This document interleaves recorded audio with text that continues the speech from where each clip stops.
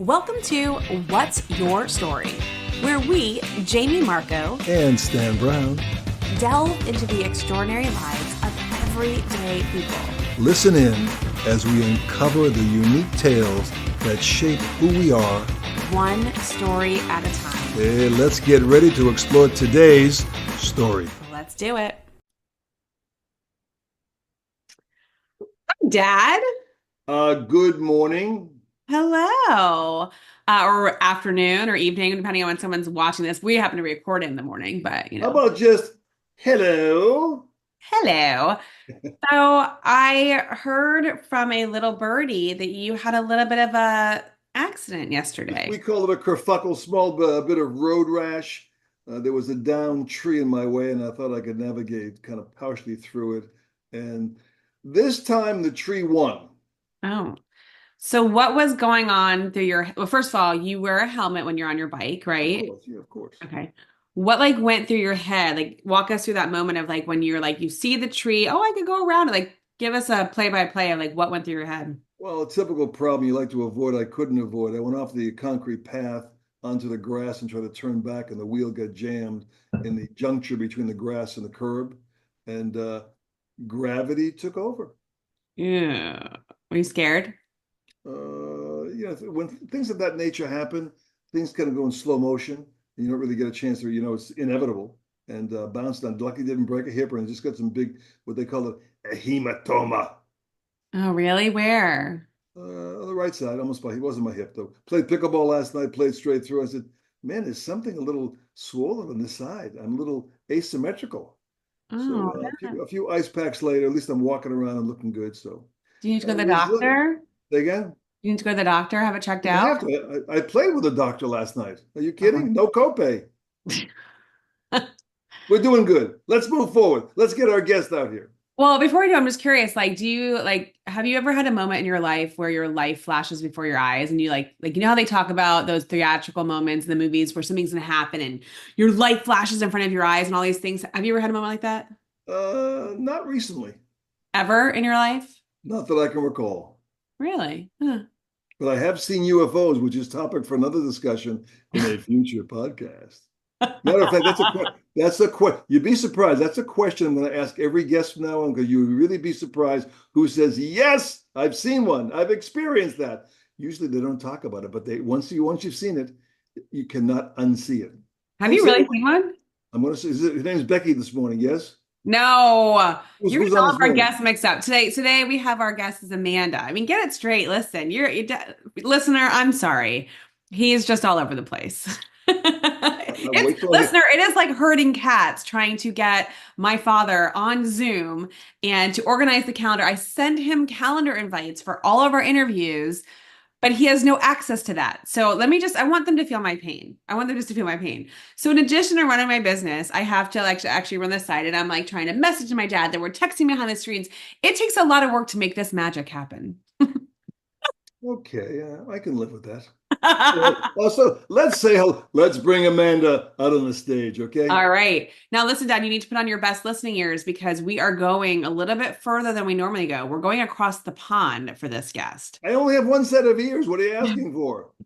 All right, let's let her in and welcome our guest. No hearing aids yet. I'm doing good. Oh my goodness. All right, here we go. What'd you say? Oh my gosh, seriously. Yes. I'm calling Amanda. It's connected. Is there a time difference? Maybe next year over there or something, or no, they're only 5 years, 5 hours ahead. That's it. So we are connecting with Amanda Gallagher, who is my relative, sort of, kind of. So she is the aunt to my new niece, who is married to my nephew. So what's she to me? What's she to me? She's nothing to you. A great guess is what she is to you. So we are connecting with her, and I'm really excited because when she gets into the room and we start speaking with Amanda, it's incredible. I met her at the rehearsal dinner per se, not rehearsal, the dinner before a wedding not too long ago. And it was so funny. She actually met my daughter first. And somehow through her conversation with my daughter, she learned that I worked on a cruise ship. And so they started talking about because she's also worked on a cruise ship. And so it was really cool that she was able to like connect with Hannah. Oh, sorry. Oh, uh-oh. Oh, we got to scrub that. Connect with my daughter to find out that we had this connection and then we had a conversation and it was Hello. I was, Who's this? hi, What Amanda. was he? Oh, I think you're Hello. muted. Oh, no, you're not muted. Are you there? Can you hear us? Oh, we can't hear you. It's okay. We'll get there. We can read lips. It says connecting to audio. Hmm. Is she playing with us? She might be. Oh, there we go. Oh, okay, you're muted now. So just unmute. So Unmute yourself. mute. She's like, this Jamie, no. Okay, unmute. Okay, there we go. Excellent. Good Yay! morning. So I Hello, was Amanda. having Hello. hi, I was having a little meditation, then I popped open my eyes, and there you were. Okay, hi. Hey, that's pretty cool. You spooked me. It's so good to see you again. You too. I was just explaining to my dad how we met, and I was saying how you Hi, actually Dad. met my daughter first and had this like great conversation with her, and then was introduced. And I am so happy to have you here. Are you in your studio, in your home? Where No, are I'm you? in my kitchen. In your This kitchen? is my kitchen. This is my space. This is where I work from when I'm mosaicing and Is You have that cooking and a cup of tea in front of you?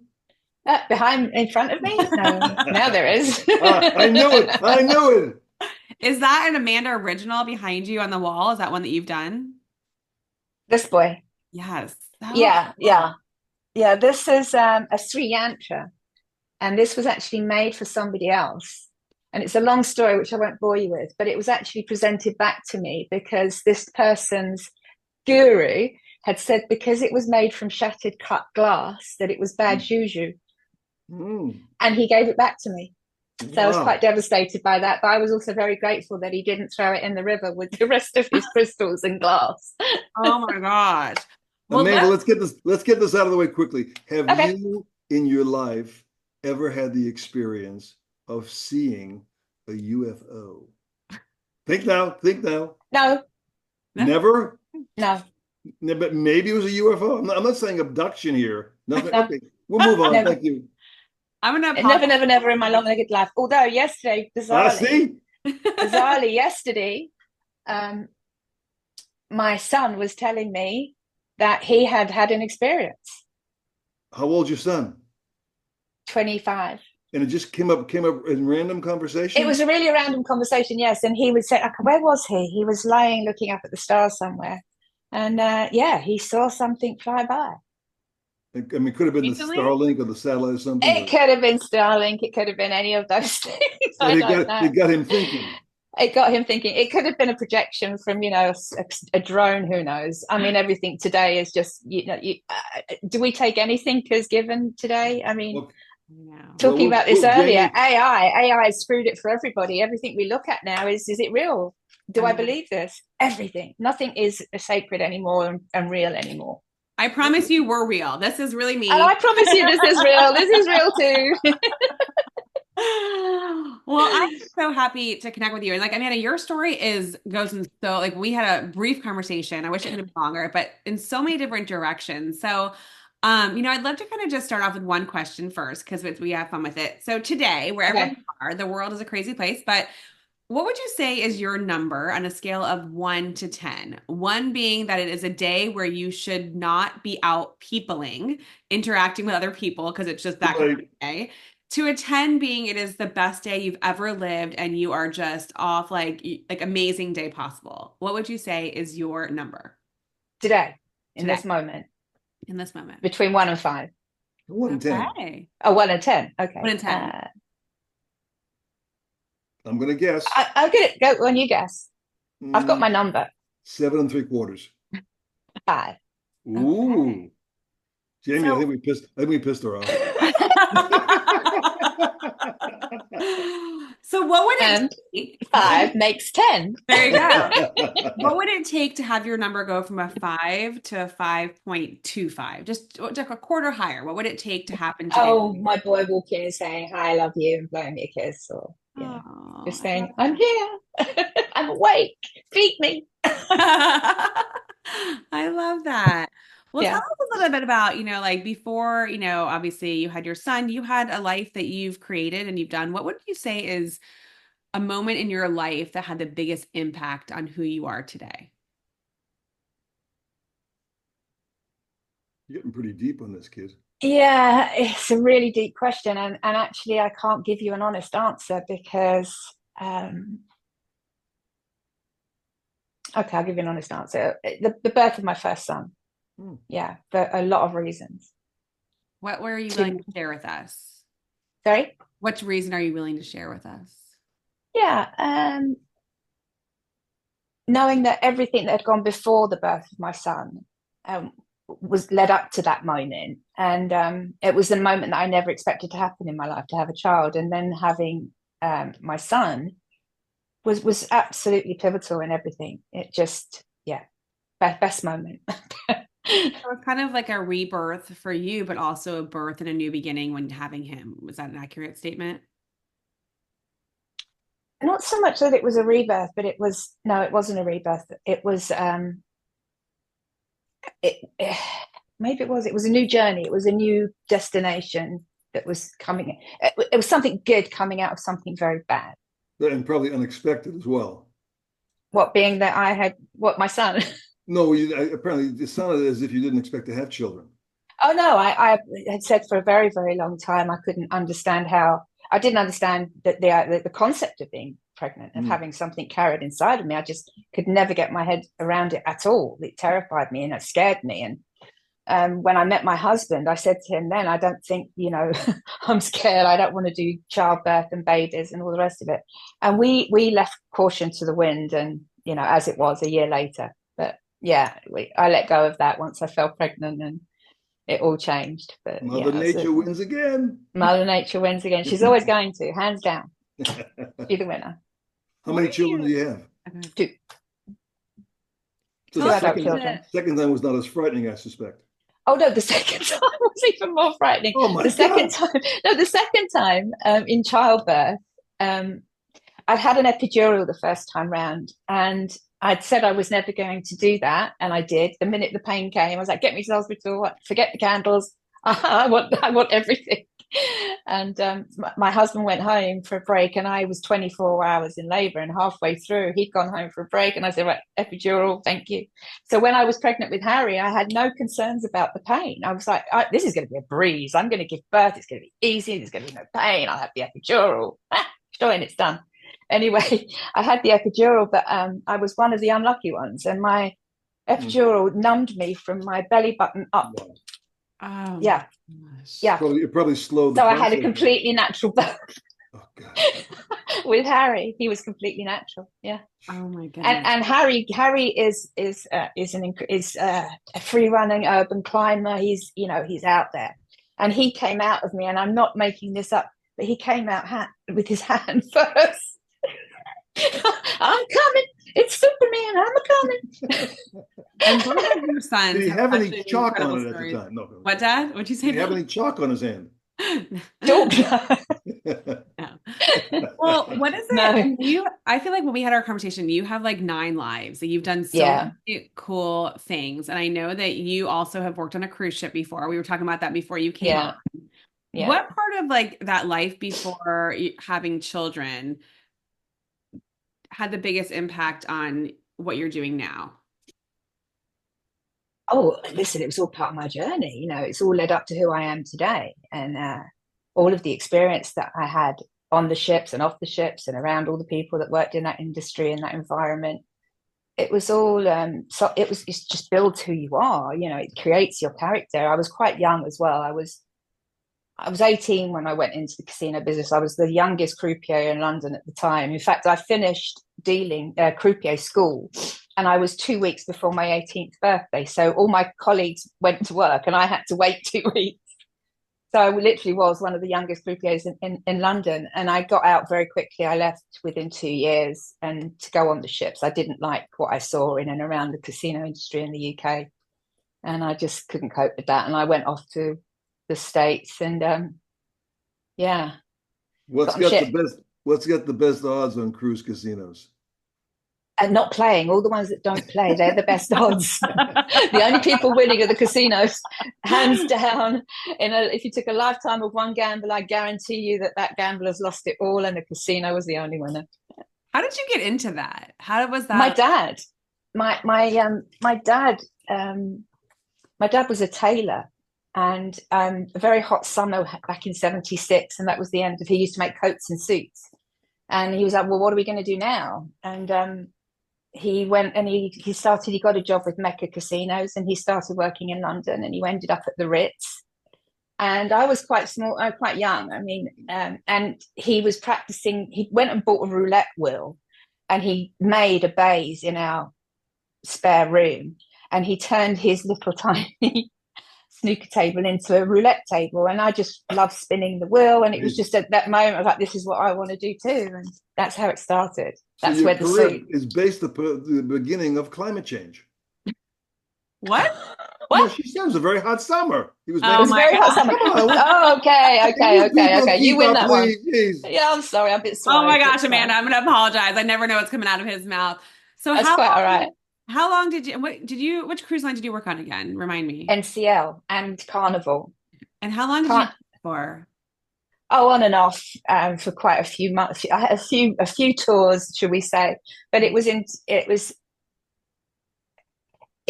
it's all a bit of a grey area back in that time, because there were a lot of other things going on with me, which it's difficult for me to talk about. It's a hard one. No, I know, I understand that.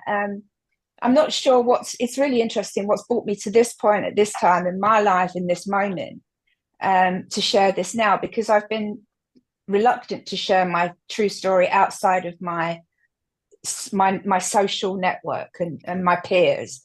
I've never gone any further with it, but I've been told many, many times I should share my story, and it's difficult to do. But I'm there in this moment today, and So I was addicted to heroin for from 16 onwards for a period of 12 years. And that all interspersed with the traveling, with the croupiering, with coming home, with geographics to stop using, going into rehabs. It was all mixed together in those years. So it's quite hard to disconnect from those two things. But thankfully, one day at a time, I found sobriety. That's amazing. We're so grateful for you to be here today to tell us that. Was the connector in the sobriety a person or an event? What brought me to sobriety? Is that the question you're asking? Yes.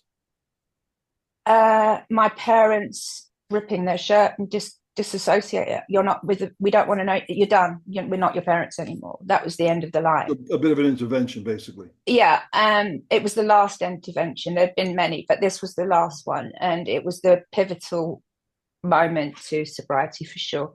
My sister. With support, it's nice to know that you're not alone on that particular process. It's kind of a worldwide. We're all susceptible.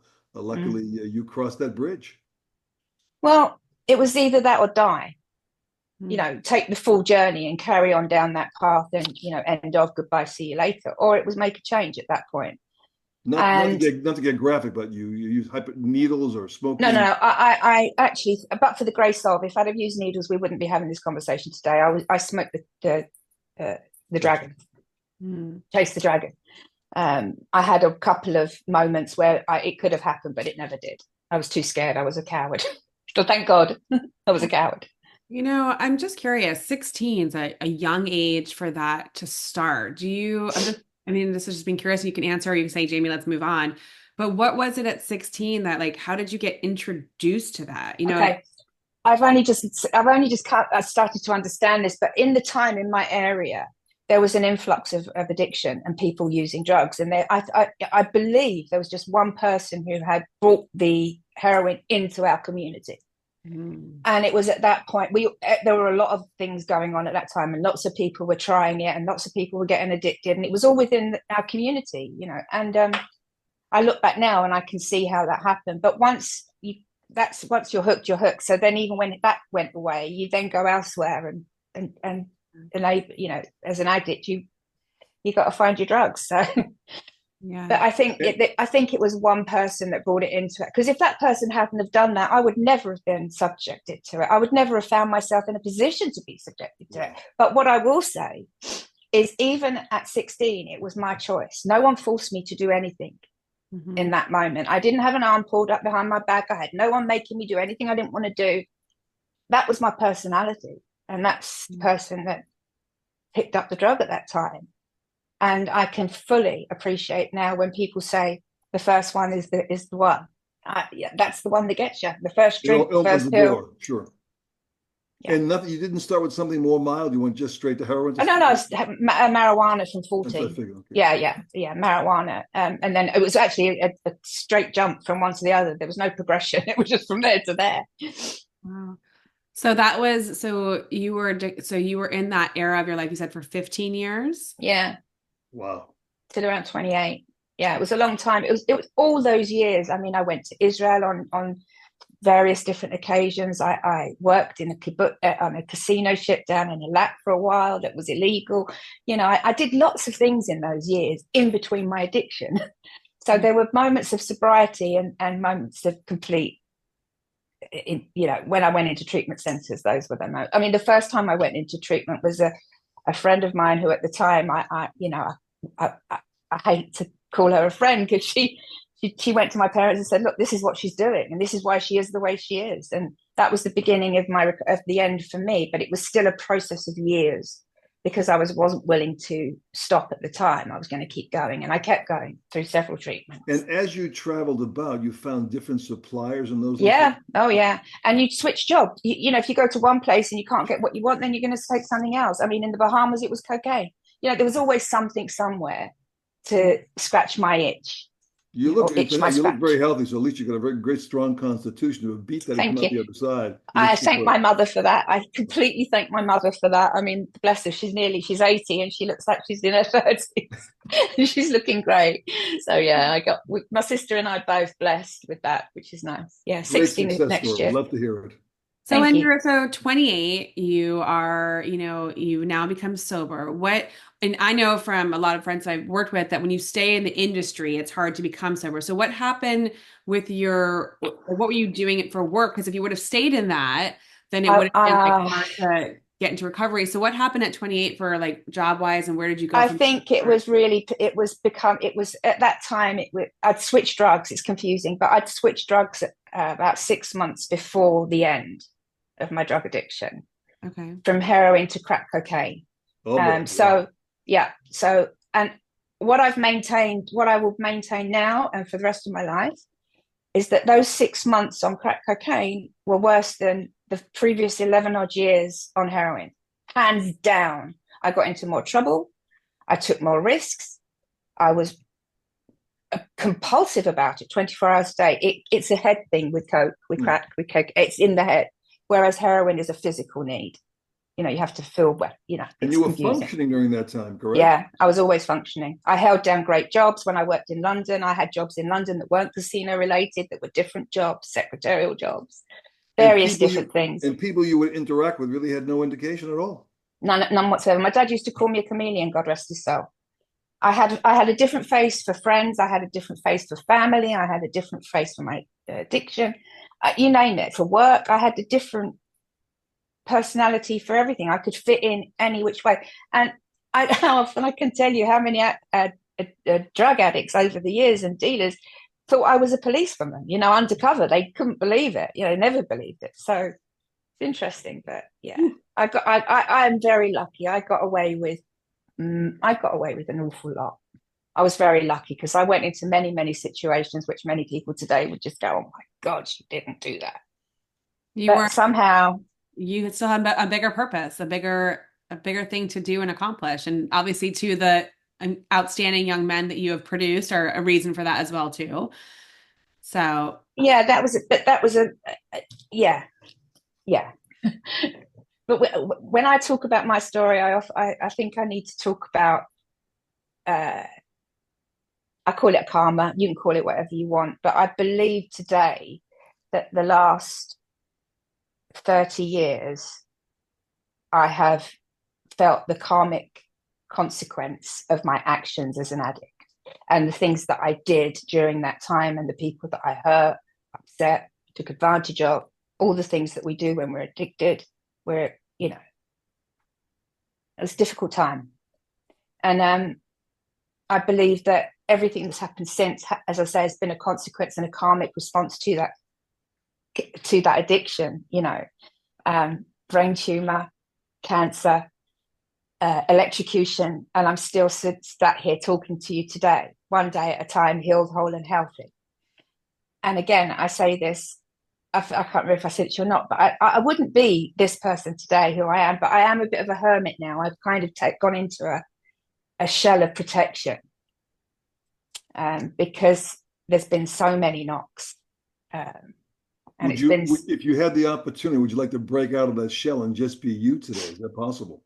I am me today. This is absolutely who I am today. I mean, I was those same people then. All of those chameleon-like characters that I mentioned, they were all me too.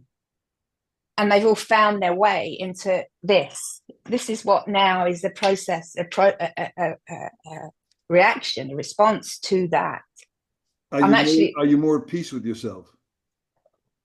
It took me a very long time. My dad telling me that he was proud of me for the first and only time in his life was a moment. And the fact that I can now look in a mirror and say, I like you, I love you, you're okay. To be as simple as Jung put it, I am. Well, I think you like yourself a lot more today also. Well, for sure. I mean, there's definitely, I can now say, like, I've had a reason, I've had a purpose. And I'm now seeing the fruits of that. And by that, I'm not talking about just the mosaicing, Sure. But my children have given me so much. And we're not a conventional family. Both my kids have not socially conformed in any shape or form.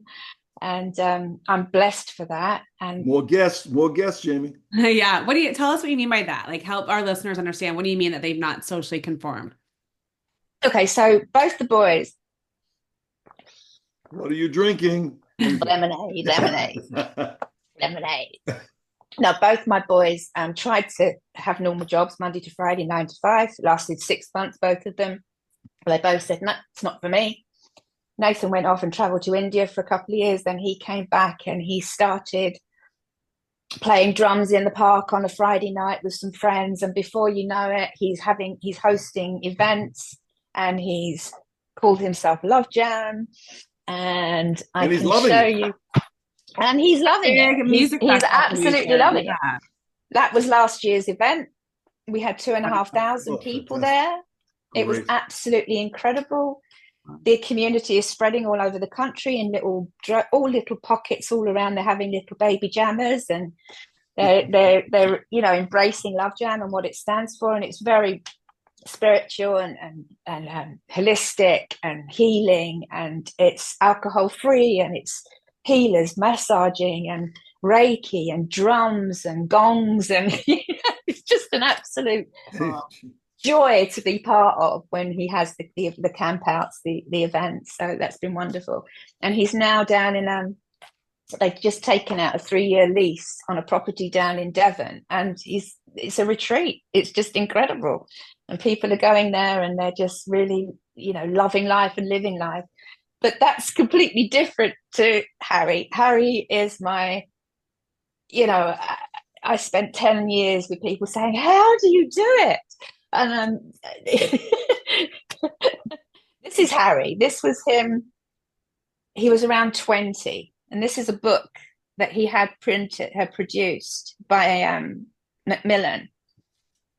Harry's a free runner. He's a climber, and he goes up buildings and hangs from the side of them with drones in his hand, taking video of himself. And yeah, he's got 1.2 million odd subscribers on his YouTube channel, and he's just been it's been absolutely a whirlwind, and it's been chaos and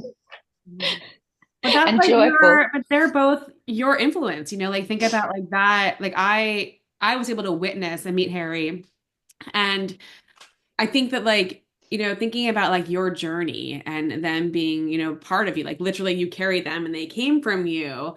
that's a part of you. And so what, how were you like knowing like this, I'm asking as a parent, when they were starting to get in their teens and knowing what you went through in your teens, how did your past impact the way that you were when you became a mom and a mom that you never expected to be, right? Like how did that impact that relationship and how you've navigated that?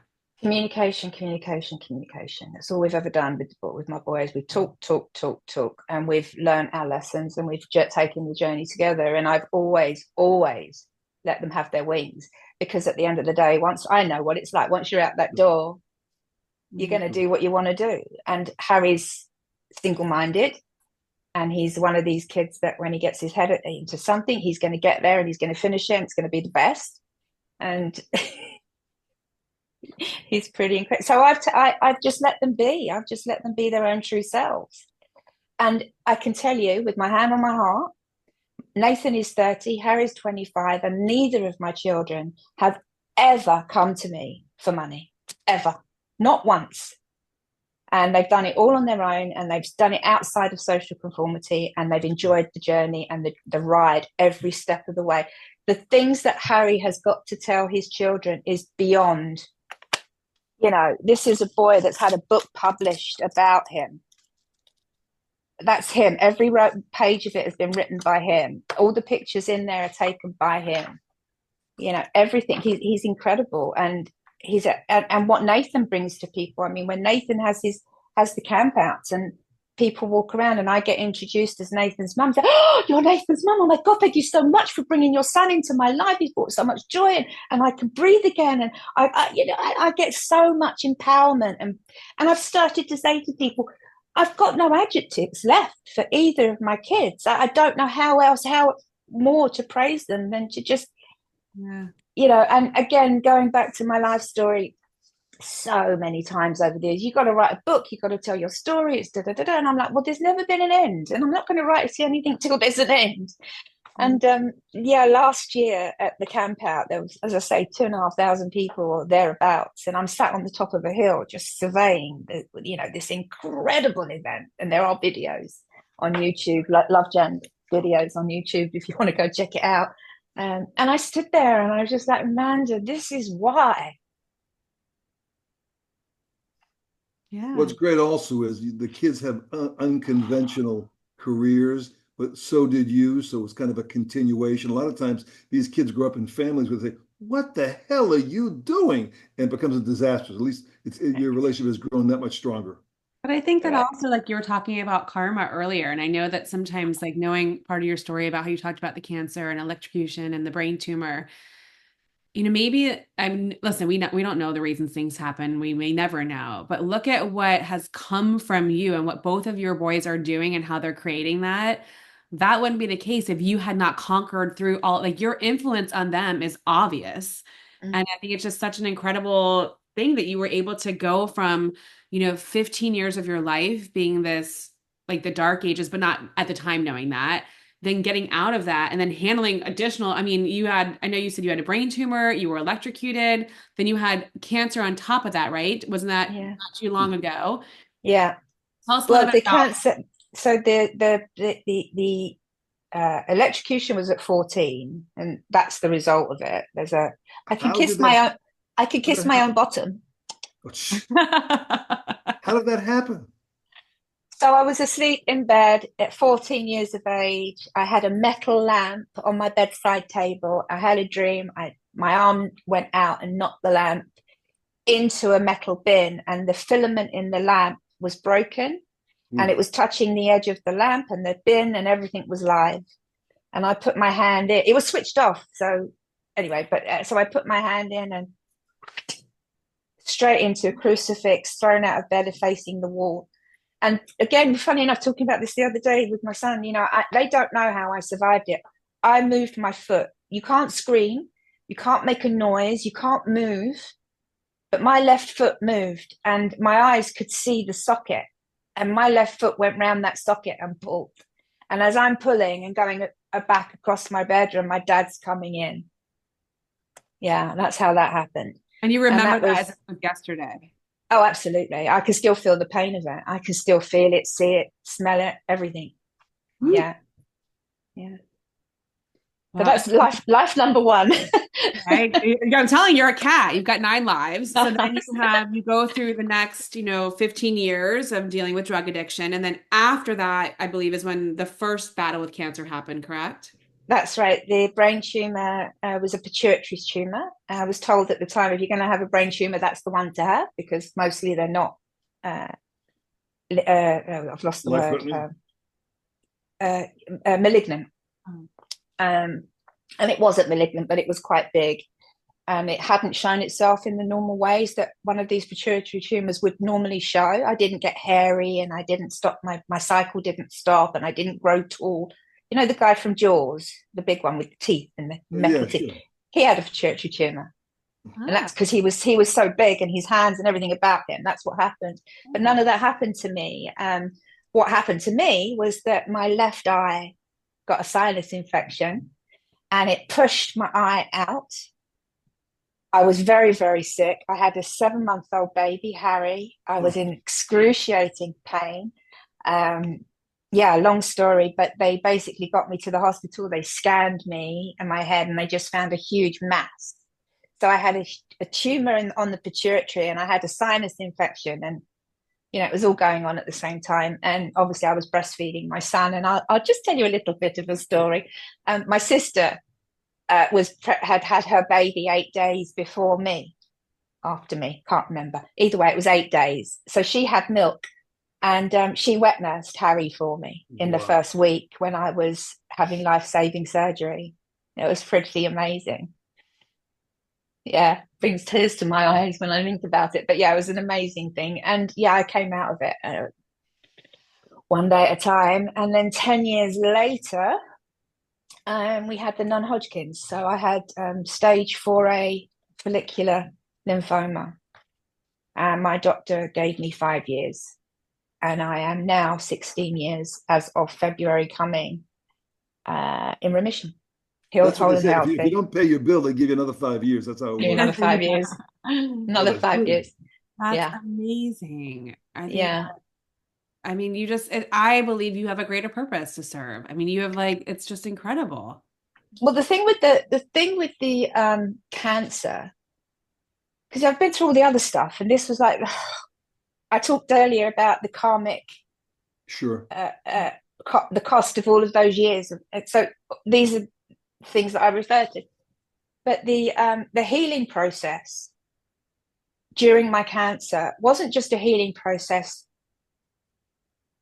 per se to get rid of the cancer. It was a healing process on so many levels, because I learned so much, and I learned it all within the first 24 hours of being diagnosed. I say that without any qualms whatsoever. My lifelong friend of mine, she said, Amanda, you're healed, you're whole, you're healthy. I said, okay. Took that as verbatim. That's now become my mantra. I'm healed, I'm whole, I'm healthy. And she gave me a book by a doctor called Dr. Murphy, and it's called The Power of the Subconscious Mind. Everyone in the world should read it. It should be given to people everywhere. And there's a line in the book that I identified with that was the life-changing moment for me. And it was that he said, the subconscious mind cannot tell the difference between the truth or a lie. So whatever you're thinking, whatever you're saying, whatever you're visualizing, guarantee that's what's coming. And in that moment, I understood that the previous 10 years after the brain tumor, where I'd said to everyone, one of these bumps is going to kill me, because I always made cysts and things. One of these bumps is going to be cancer. 10 years later, there I am sat with cancer. And I brought that on myself, because that's what I've told my subconscious mind. So in that moment, I knew how to fix myself. I'm healed, I'm whole, I'm healthy. That's what my subconscious mind's going to hear.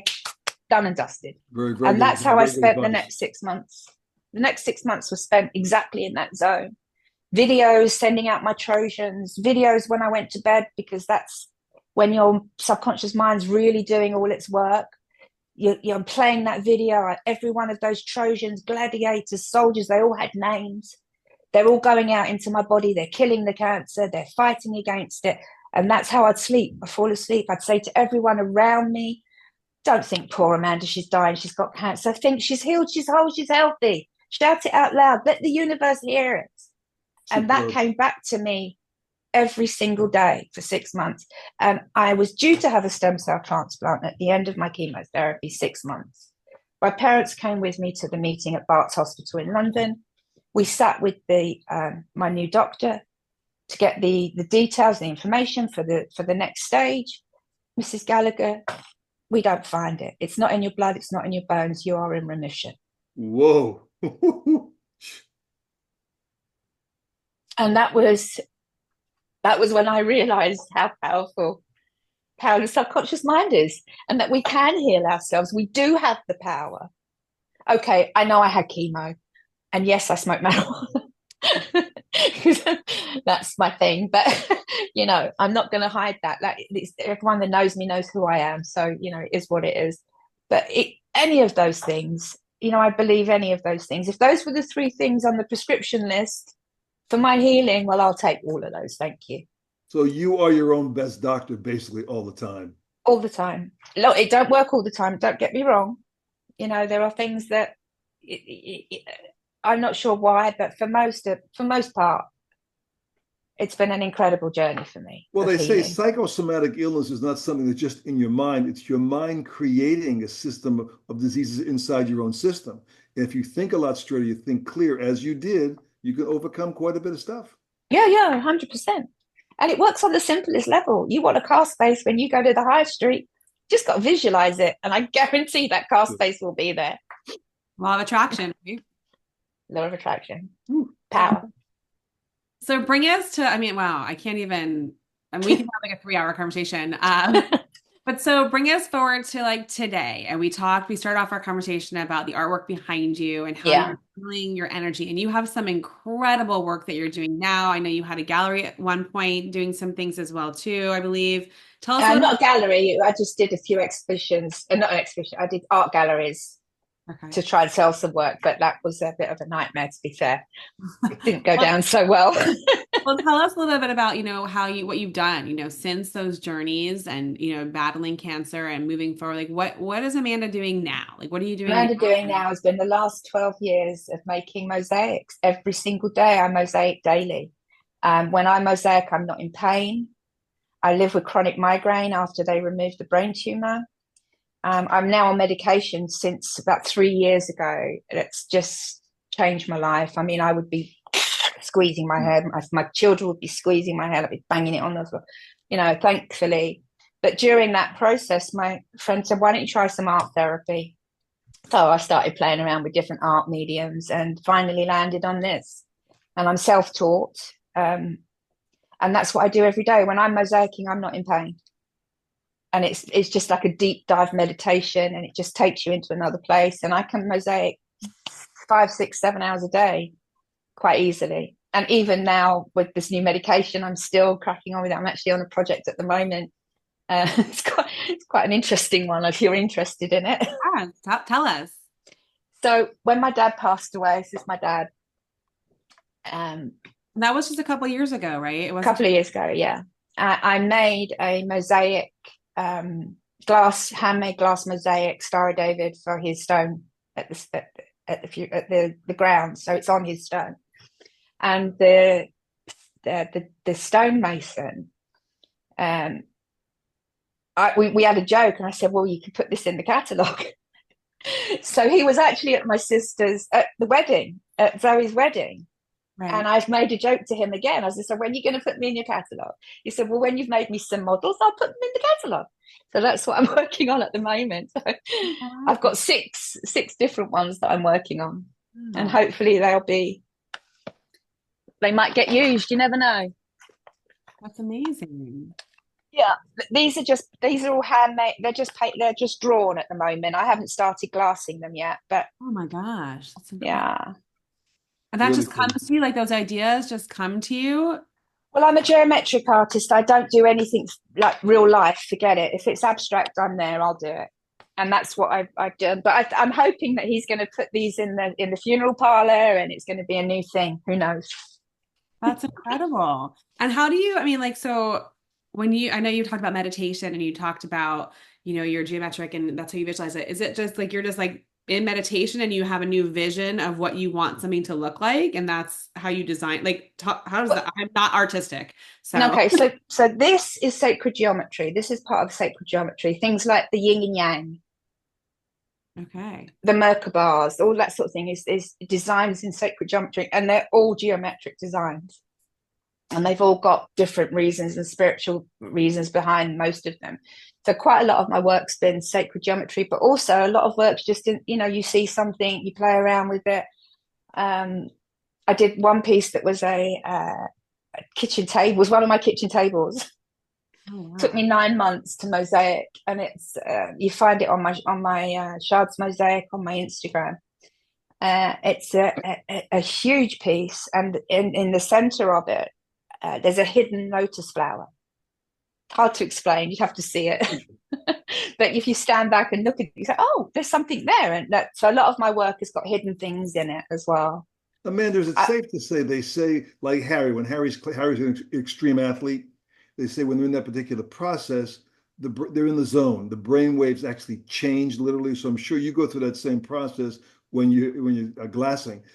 When you're in that process, you really open yourself up to the creative forces in the universe. Ideas come to you like in a flow. You really can't stop them. It's a great state to be in. Yeah, and it also they evolve. You start off with something, and then before you know it, it's gone into something else, and that flow is taking it to a completely different image.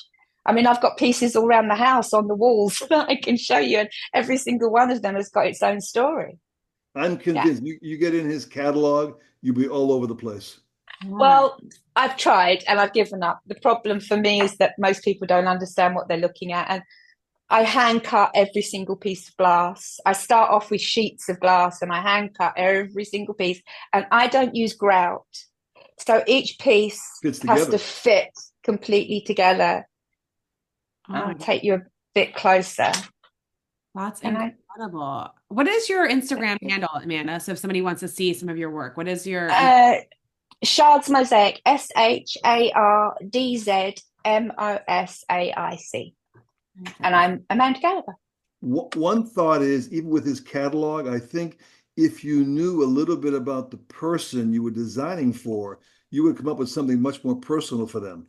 Yeah, these are just something that he'll put up in the showroom, but I can do them in any color, I can do them any design, I can do them any shape you want. Don't ask me to do a facial representation because I can't do that. I'm not a realistic artist. So what would you say? I mean, listen, I started this call off saying that you have led like 9 lives like a cat. Like you have done so much and it's incredible. And now you've carried on your spirit and your energy into your 2 boys and they're doing their thing. What's next for you? What have you not done yet that you're like, listen, before I expire, we don't know when that's going to be, right? You're not writing that book from the afterlife. But like, what is something that you've not done yet that you'd like to accomplish?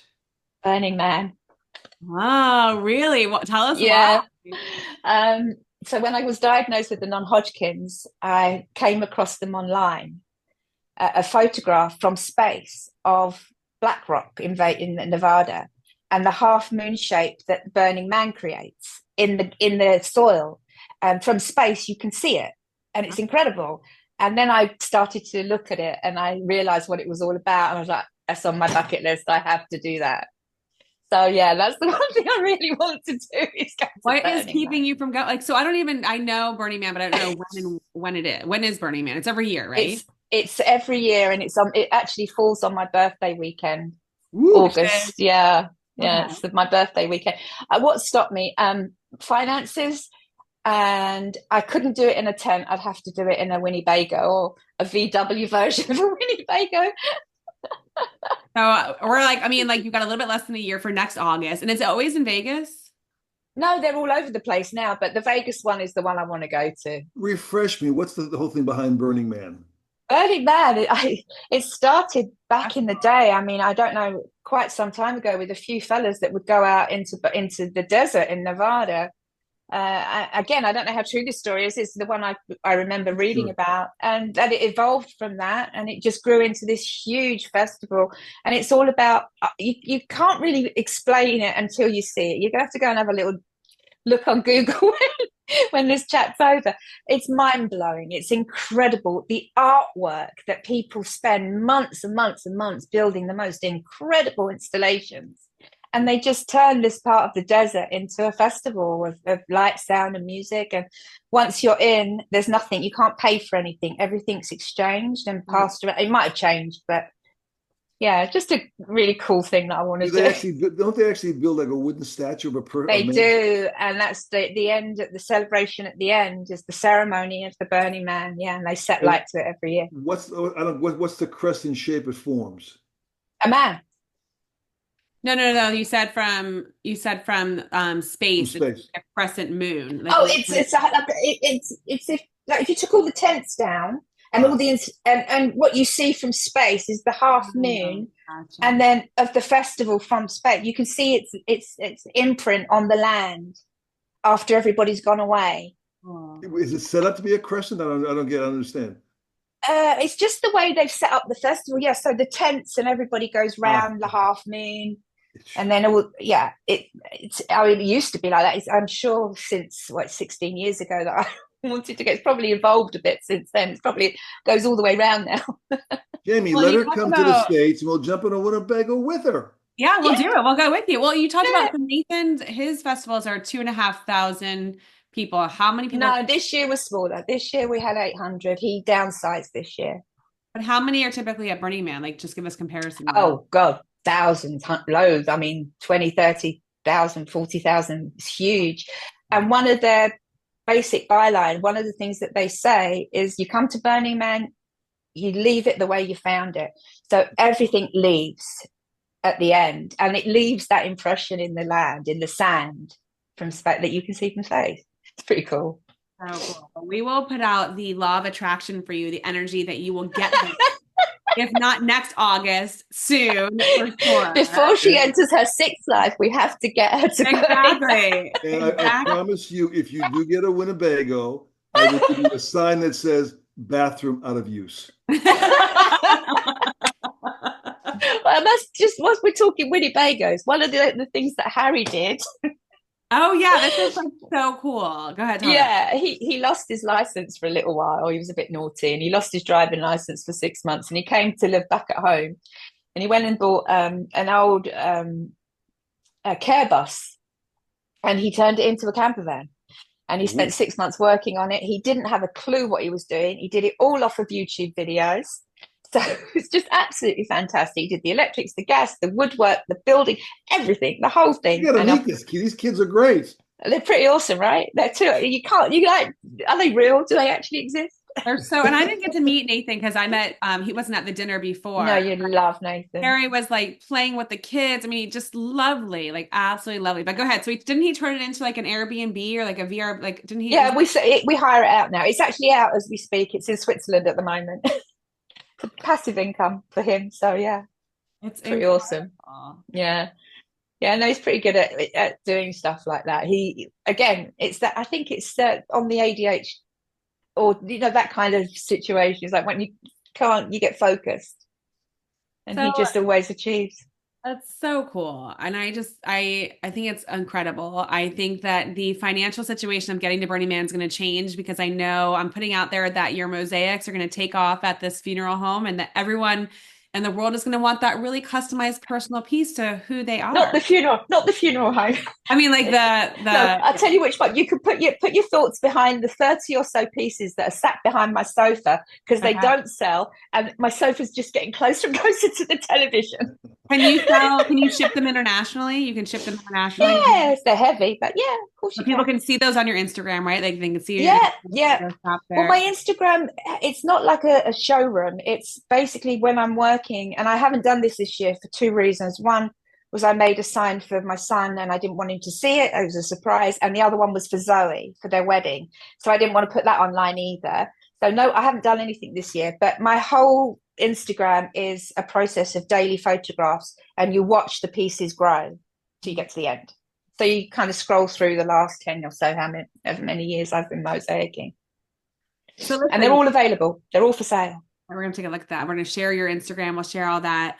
I know that we don't have the power in life to change things. We don't have the power in life. Believe me, if we could, we would all change different things. But I'm just curious, like knowing that you can't change anything, what advice would you give your younger self today if you could? I can't answer that in 1 second. You have more than 1 second. I didn't say 1 second. What would I give my youngest? I can't, because my journey was my journey, and I don't think I would have made any choices any differently. I love that. It's your And story. I wanted to be anybody else than who I am today. And I can sit here and have this conversation with people like you, and be so overwhelmed with pride about my children and their achievements, and my own pride in my own self and achievements. And I don't think I want to change any of those steps that got me here. I like who I am today. I'm happy. I love that. One day at a time, healed, whole, and healthy. That's it. And that's your And wouldn't story. you really should start even a support group, because the information, you could be a guide for other people, because that Thank you. same pain exists out there today in so many cases. And a little direction, and you could be huge on that basis. It's just really hard to put yourself out there. You've no idea the anxiety I've had all day just to do this. Yeah. I wish you more relaxation, more laughter, and be silly when you can. Yeah. Well, silly's my saving grace. Silly's what my dad gave to me, his sense of humor and just making light of everything. That's the It's way critical. through. It's very important. Yeah. Good Well, we are medicine. so grateful that you took the time out of your day to come and talk with us. And I get to see you again. And hopefully next time that we're across the pond, we'll meet up for coffee. I'll tell Sure. when we're going to do that. I'd love to do that. 100%. Hold on.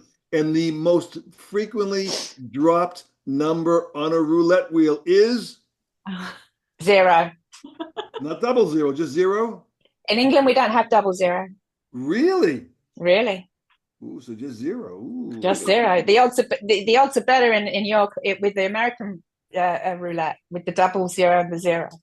And if you had to pick a number on the wheel, what's the number besides 0? Really? My favorite number. What's my favorite number? 9. Excellent. Done. I got to run. Red. Bye. Amanda, thank you so much. Please. Oh, thank you for having me. Give love to the whole family. Maybe we'll get Harry or Nathan on one day if they'd like to be on there. Amazing. Amazing. Incredible. Sure. And we're going to share all of their links. We'll share about Love Jam. We'll share about where they can follow Harry, where they can see your mosaics, all of that, so people can learn more about your story and stay connected. Awesome. Stay healthy. And absolutely, one day at a time, healed, whole, and healthy. And that goes out for everybody. Mwah. God bless. At the same time. Love Wonderful. you. Thank you so much. Back at you. Bye. Bye, Amanda. Thank you. Watch out for those now UFOs. we've got to figure out how to close it. Oh, Watch out for the UFOs. They're coming. I'll tell you if I see any UFOs. I promise. Bye. Bye. Thank you. Okay, we'll go that way. Oh, yeah. Woo! Wow. Did I tell you she was going to be incredible? I kind of feel a little guilty that I haven't gone through all these tribulations. Not that I want to create them, but she's been through a lot of stuff.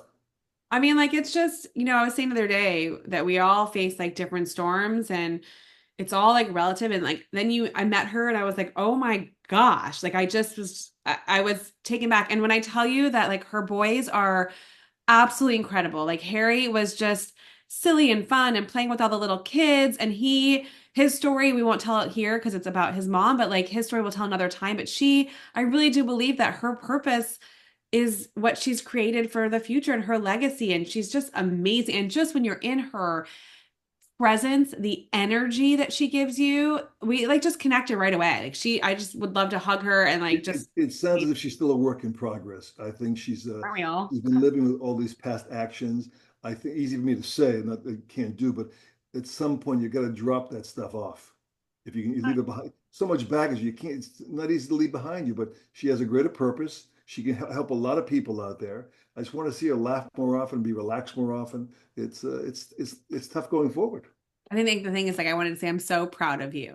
Like I think that's the thing is that that was a poignant moment in her life where she said that when my dad told me he was proud of me the one and only time. And I have this conversation all the time with my friends about like, how do we tell our children? Because that's a big influence, right? Like she remembers that. And it's such a like as a child, when you have your parent tell you that they're proud of you or they whatever it is, it makes But you she emphasized it was the only thing he was proud of in her life. So really, it was one a single point connector. yeah. Jaime, Yeah. I'm very proud of you for everything you do. The Google work, the Ray Stadium work, the county work, everything you do. Thanks, Daddy. You're Appreciate welcome. that. I'm proud of you for raising a child like me. Just kidding. Actually, it was Yeah. my pleasure. It was Well, my pleasure. is this the moment when I ask you, am I your favorite, or do I not do that here publicly live on? You're actually, I can show you. You're in my phone as Jamie, my favorite. You want to see it? I created it. I put my contact in your phone. I know what it is. See, now you blew the whole thing. Jeez. No, but I do appreciate that. I think that's like, I mean, even at my age, like when I do things and you guys, I've been very, very fortunate to hear that, share that. It makes a big difference. And that's, as I raised a little human and doing that. And as we, talk to like friends and the village, it's a big part. But again, it's her, she's just incredible. She's an amazing human. And that is why we started this podcast, is to just connect with people who are just incredible, real I people. look forward to meeting her in person when she comes to the States often or no? Ever get over here? I don't know. I'm not sure how often she comes here. I don't know. She'll be coming for Burning Man, hopefully. I can set one up in the backyard of Del Webb and just burn the heck out of it too. Yeah, Mom would love that, I'm sure. Anyway, good to see you. Good to connect. And folks, if you like Amanda stories and there's not a chance that you're not going to, go ahead and subscribe to the channel. If you know somebody who has an incredible story to tell as well too, please reach out to us. You can email us at connect, CONNECT @jamiemarco.com. And until next time, that's her story. We'll see you guys. Now soliciting abduction stories. Oh my God, please no. Oh yeah, that'd be interesting. Oh, it's out there. Trust me. Okay, All right, another one in the can. Thank you All very right. much. Love you. Talk to you soon. All right. Hey, thank you for tuning into today's What's Your Story podcast. To learn more or share your story, go to jamiemarco.com. That's www.jaimemarco.com. And we will see you next time.